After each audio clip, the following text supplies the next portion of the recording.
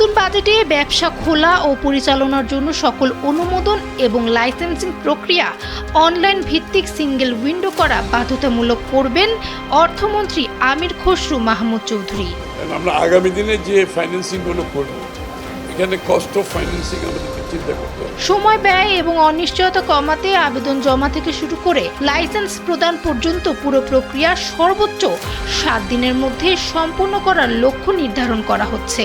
এছাড়া কোম্পানি নিবন্ধন প্রক্রিয়াও দ্রুততর করার উদ্যোগ নেওয়া হচ্ছে। সরকারের পরিকল্পনা অনুযায়ী কোম্পানি নিবন্ধনের কাজ 48 ঘন্টার মধ্যে সম্পন্ন করার ব্যবস্থা করা হবে। তখনই আমরা রেডি হব, তখনই গ্রাজুয়েশনের দিকে। আসন্ন 2026-27 অর্থ বছরের প্রস্তাবিত বাজেটের আকার ধরা হয়েছে 9,38,000 কোটি টাকা। এর বিপরীতে রাজস্ব আয়ের লক্ষ্যমাত্রা নির্ধারণ করা হয়েছে 6,95,000 কোটি টাকা। ফলে আয় ও ব্যয়ের মধ্যে ব্যবধান দাঁড়াচ্ছে 2,43,000 কোটি টাকা। বাজেটের বিশাল এই ঘাটতি পূরণে সরকার অভ্যন্তরীণ ও বৈদেশিক দুই উৎস থেকে অর্থ সংগ্রহের পরিকল্পনা করেছে।